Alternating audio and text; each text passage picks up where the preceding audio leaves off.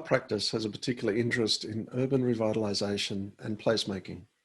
The built realm is constantly changing and evolving, building and growing, weathering and degrading. And so this provides opportunities to restore and preserve the natural landscape, the living environments for the local wildlife, reinvigorate and reactivate public space for the good of the community, to give new life to existing buildings and infrastructure which might be degraded, weathered or tired, and in need of refurbishment or upgrade, and create awareness of the significance of special places which are of high value to the community. And we look for opportunities to create public spaces which are inviting, meaningful, and engaging. We aim to create safer, healthier, and sustainable environments for public use, shared spaces which connect people and place, while creating important public assets which are inviting and welcoming to both residents and visitors. This is the Gijane Milal Education Space at Muttonbird Island. It's interesting to look at the transformation of the space from the existing site at the beginning of the project to the concept design and the as-built. And this was the existing island entry site, which was in need of upgrade. The infrastructure was run down, the existing interpretive structure and signage was tired and generic. The ramp was dangerously steep and non-compliant, and the space was just really uninspiring. This is an early sketch illustrating our design concept, the timber screen with proposed artwork. And this is the same view of the revitalised space. The space has been transformed and given a new life.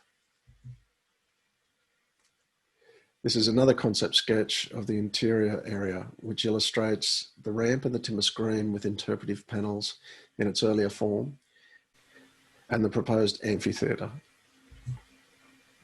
And this is the final space on completion of construction. You can see here the radial geometry, the structure nestling into the landscape, the back edge being enclosed by the natural rock face and landscaped edge, and the developed ramp and timber screen enveloping the amphitheatre with shelter structure.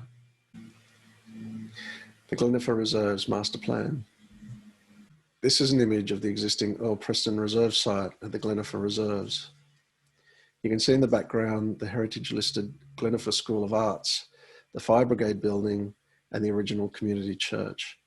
The Never Never River runs through the north of the site.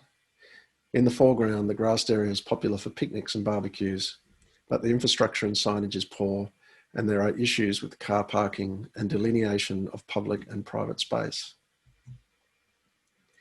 This is a concept sketch for the space from the Glenifer Reserve's master plan. The concept features new interpretive signage and a new elemental language which reflects the heritage of the precinct, providing reference to the timber cutting history and the original Glenifer village. The master plan proposed an interpretation of the village crossroad sign, adjustment of the existing fence to reflect hitching rails, new public toilets, and new information signage.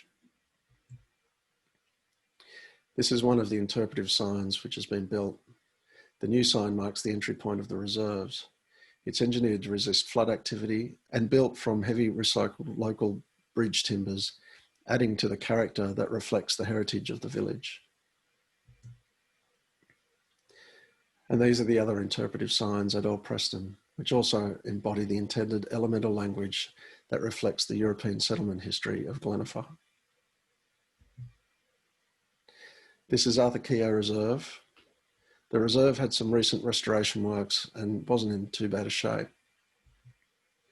However, we propose new interpretive signage and minor landscape and infrastructure improvements to the reserve entry area. And this is the new interpretive sign at Keo. Further into Keo Reserve, this is the riverbank which had become severely degraded over time. Flood activity within and around the reserves includes large increases in river water volume and flow, rise in levels, and water breaking from the river channel with higher velocity stream flows immediately adjacent to the banks. Large volumes of lower velocity water spill into neighbouring properties. You can see here the destabilised and eroded riverbank, vegetation degradation and loss, and gravel and debris build-up in areas immediately adjacent to the riverbank. and the erosive flood activity has been accelerated in areas of unrestricted pedestrian and vehicle activity. Engineering strategies were adopted to remove the gravel bench, improve the flow of water, and reduce the potential for erosion to the southern riverbank. The restoration included stream realignment and removal of build-up gravel, construction of log and rock deflector groins and pin groins, and revegetation to help stabilise the bank. This is Broken Bridge Reserve on the Timboon Road side of the Never Never River. Broken Bridge Reserve is a highly popular swimming hole and picnic spot. You can see here remnants of the old timber bridge, which originally connected Timboon Road with the Promised Land Road. The original bridge was built in the 1930s, then removed in the 1970s due to recurring damage from flood activity. The concept design provides a new accessible pedestrian bridge at the site of the old bridge and a stopping node with interpreted signage telling the story of its history.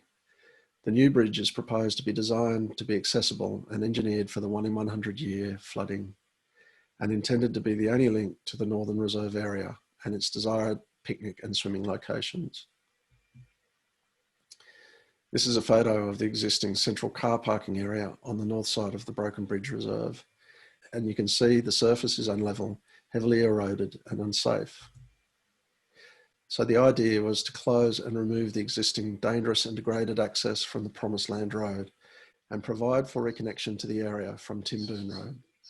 The revitalised space would be a car-free, nature-based bushland setting in the manner of a national park reserve. And there was opportunity for public art installation or education space. And this is the existing site at Angel Caparara Reserve. The popular Christmas Hole swimming site is situated just north of the reserve in the Tucker's Knob State Forest. Conditions at the reserve are greatly impacted on by Christmas Hole's visitors who use the Caparara's reserve car parking. The concept for the Angel Caparara Reserve included improved car parking and landscape works, upgrade of the existing Arboretum Trail, and incorporation of new informative, regulatory and interpretive signage. And so over the next decade, as funds become available, we look forward to the proposed works at the reserves being realised. And of course, the Jetty Foreshores Revitalisation was a major urban restoration exercise, in which our role was to address existing degraded buildings and infrastructure, provide designs for new structures, and introduce a new architectural character and vitality to the placemaking process. Much of the existing infrastructure and the buildings at the jetty were well past their use-by date, with some structures becoming hazardous to the public and not fit for use. This was the existing toilet block. It had rotting structural timbers, cracked masonry, and degraded interior spaces. And this is the refurbished building. The building was refurbished rather than demolished and rebuilt due to budget constraints, and included upgrade of fixtures, fittings and finishes, provision of additional disabled facilities, and application of the new language to a tired existing 1960s style concrete block and gabled roof structure. The existing amenities block located adjacent to the market area was also in need of upgrade and has been extended to provide additional change rooms, new storage space, and a new changing places facility for people with disabilities. The extension maintains the existing building character and materials palette while creating new timber screening elements with routed artwork. And these were the existing picnic and barbecue shelters. Some were in better condition than others, so it was decided to replace the heavily degraded ones with the new models and retain those which were in better condition with a view to replace later.